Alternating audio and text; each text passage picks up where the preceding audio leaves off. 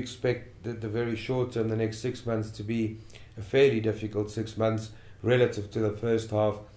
on the back of the strikes, both transport and mining, that's taken place in the country. Firstly, the mining strikes has impacted our mining contracting division negatively, as we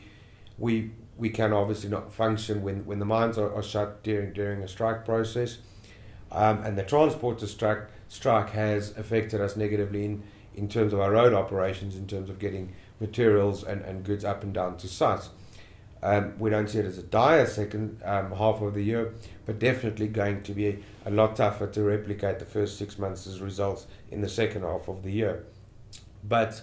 all things given, the weather's been quite tricky in that it's been raining quite a lot, which also tends to affect our operations, but we're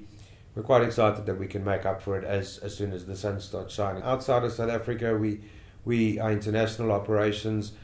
had a slight decline, or somewhat of a decline in revenue in the first half, which we expect not to be replicated in the second half. Specifically, we had a very large job in Namibia, which we completed, a job of almost R1 billion, which was completed right at the beginning of this year, and it's taken some time to have those crews moved onto different sites and to different operations, which we managed to do in most cases, not 100%, but in most cases we have. We have a euro-denominated contract in Malawi, which should be completed towards the end of the year. So between those crews being completed and the Namibian crews being redeployed, we are tendering quite adamantly in countries outside of those two. We're looking at operations in Botswana, Tanzania, Malawi again, Namibia some more, Uganda. So there's numerous other countries that we are trying to redeploy these crews to, and we are doing so with certain amounts of success. Looking past the next 6 months,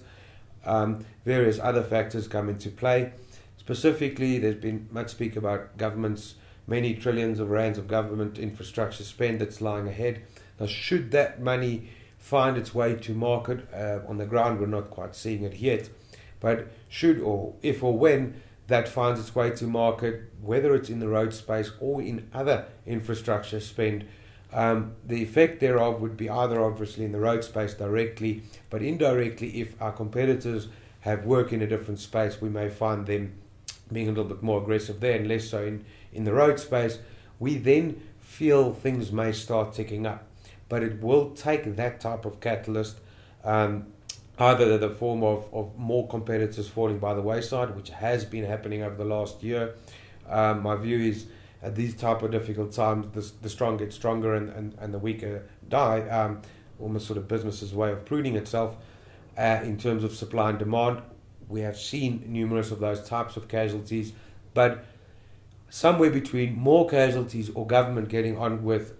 the many trillions of infrastructure spend, which we don't foresee to be happening in the next 6 months of reporting for us. Having said that, we're in November now, and that period ends in February, with December lying in between. We do hope that things can get a little bit more exciting post that point, should the